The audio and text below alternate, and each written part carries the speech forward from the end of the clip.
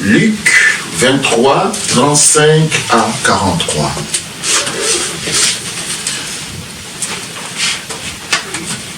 Il sera demandé à Moïse de lire la parole. Tu peux continuer.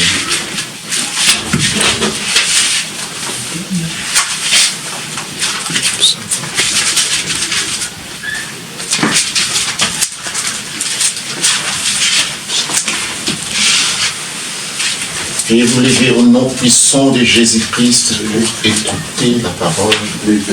Luc 23, versets 35 à 43.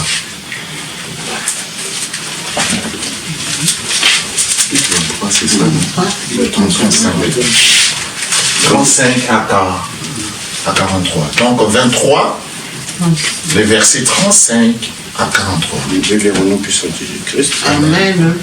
Le peuple se tenait là et regardait. Le magistrat se moquait de Jésus, disait, il a sauvé les autres, qu'il se sauve lui-même s'il est le Christ, l'élu de Dieu.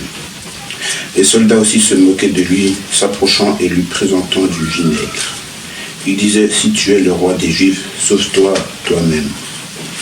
Il y avait au-dessus de lui cette inscription, celui-ci est le roi des Juifs. Un des malfaiteurs crucifiés l'injuriait, disait, n'es-tu pas le Christ? Sauve-toi toi-même et sauve-nous. Mais l'autre le reprenait et disait, ne crains-tu pas Dieu, toi qui subis la même condamnation? Pour nous cette justice, car nous recevons ce que nous méritons nos crimes. Mais celui-ci n'a rien fait de mal. Et il dit à Jésus, souviens-toi de moi quand tu viendras dans ton règne. Jésus lui répondit, je te dis en vérité, aujourd'hui tu seras avec moi dans le paradis. Aujourd'hui, tu seras avec moi Dans le paradis. Seigneur Dieu Tout-Puissant, béni sois-tu pour ton amour, pour ta paix, pour ta grâce, pour nous avoir donné cette occasion, Seigneur, de nous réunir aujourd'hui dans cette pièce pour élever ton saint nom. Toi, tu es notre Dieu. Quand tu viens, mon Dieu, mon roi, tu ne laisses pas tes enfants, Seigneur, sans pour autant donner la nourriture.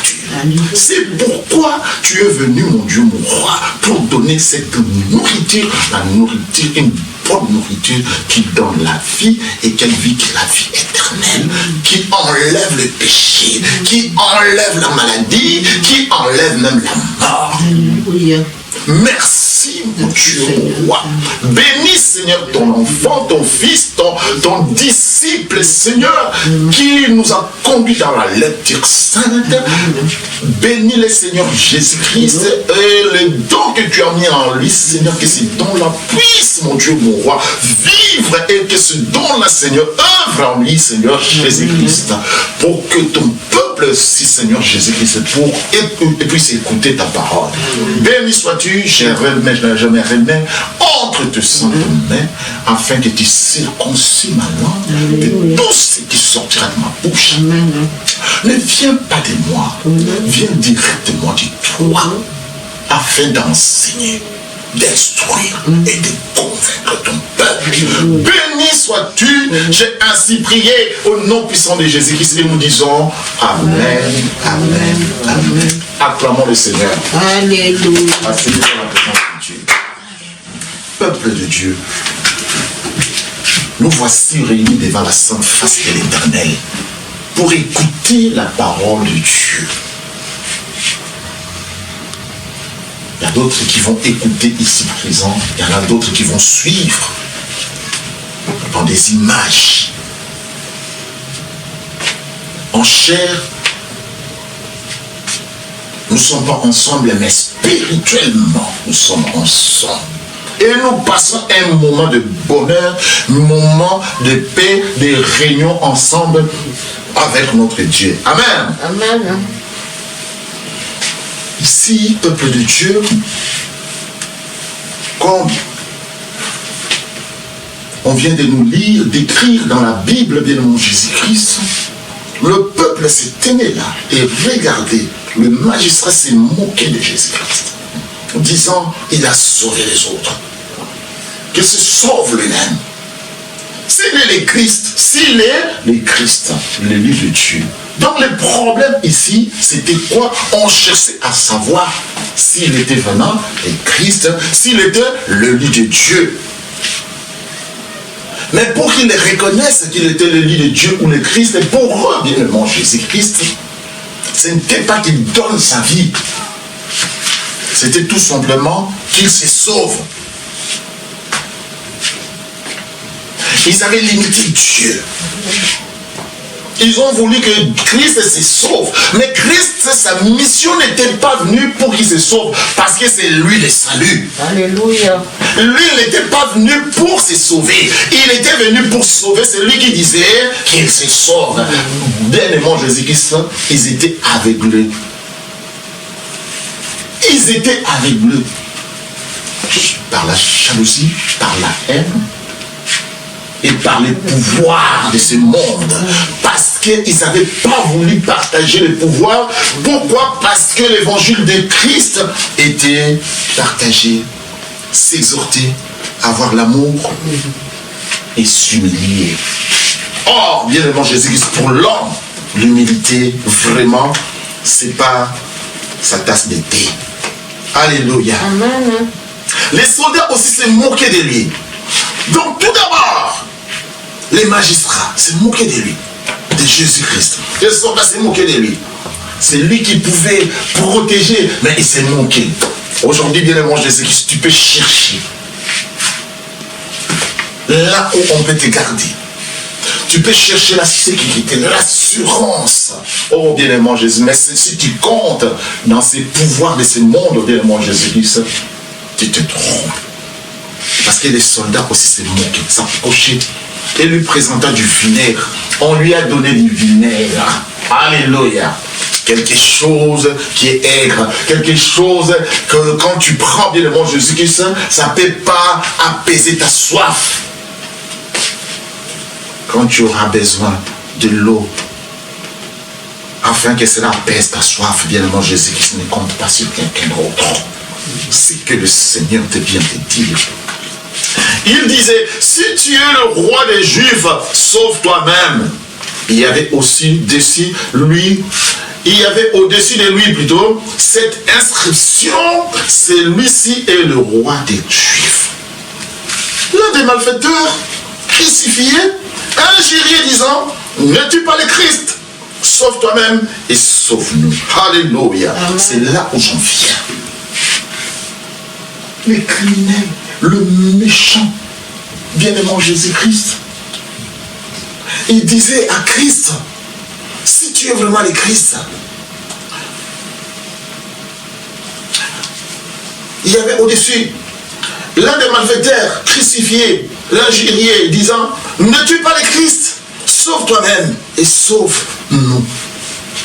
Lorsqu'il faisait des crimes, lorsque ce malfaiteur se conduisait, se méconduisait, lorsque il faisait du mal à ses prochains, ils avaient oublié, bien entendu, Jésus-Christ, que l'autre aussi avait besoin de paix. Mais toute sa vie, il était cruel. Toute sa vie, il faisait que du mal. Mais voilà à la place, bien entendu, Jésus-Christ qui se répand. L'orgueil, il s'est emporté par l'orgueil. Il a pris une décision, puis allait encore la faire chuter. C'est cette décision qu'il a prise en disant, ne tue pas le Christ. Aujourd'hui, si le Seigneur est venu pour te parler, bien aimant Jésus-Christ, le monde aujourd'hui est dans les tourments. Le monde aujourd'hui, il y a des camps. Le monde aujourd'hui est dans la peur. Et il y a séparation. Il y a d'autres qui ont cette attitude-là, l'attitude de ces malfaiteurs. l'attitude d'insurer la parole de Dieu. L'attitude de mon Jésus-Christ en se disant, si vraiment réellement la parole de Dieu, si réellement les pasteurs, si réellement Dieu a dit, et pourquoi Dieu est venu pour t'expliquer aujourd'hui. Quelle attitude que tu dois adopter vis-à-vis de tout ce qui se passe. Mais l'autre, les reprenait et disait, ne crains-tu pas Dieu? Toi qui subis la même condamnation. Alléluia. Amen. L'autre disait, reprenez, ne crains-tu pas Dieu, toi qui subis la même condamnation. Pour nous, c'est justice. Car nous recevons ce qu'on méritait, nos crimes. Mais celui-ci n'a rien fait de mal.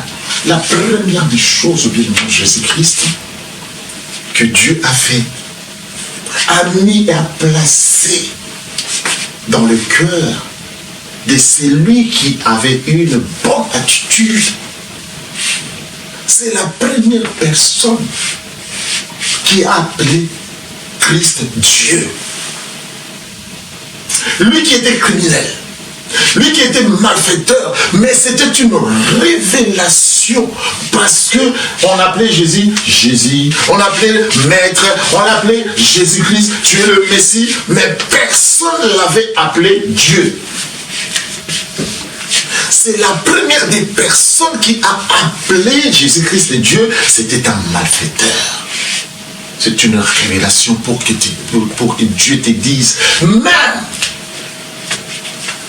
ton attitude, ton comportement, si Dieu t'a appelé, même à la dernière minute, bien mon Jésus-Christ, Dieu va te révéler quelque chose pour que tu touches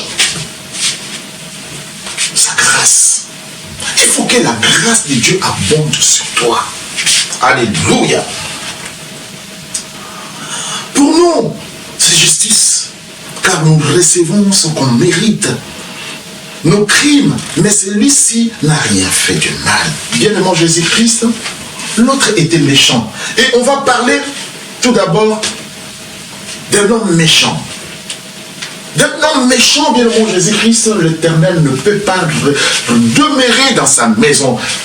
Le Proverbe 3, verset 33. Quelqu'un peut prendre le Proverbe 3, verset 33. Proverbe 3, verset 33. On peut partager la parole de Dieu.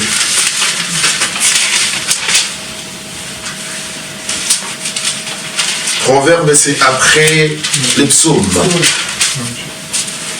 Si tu l'as trouvé. Verset 33. 33, oui.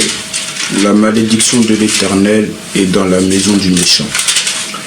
Encore. La malédiction de l'Éternel est dans la maison des méchants. Alléluia. Mais il bénit la demeure des justes. Il bénit la demeure du juste. Cet homme bien mon Jésus-Christ qui injuriait Christ. Alléluia. Il avait oublié sa méchanceté. Il avait oublié qu'il était méchant. Qui est méchant, bien mon Jésus-Christ? C'est quelqu'un qui fait intentionnellement du mal à autrui, qui cherche à nuire. Il a cherché à nuire.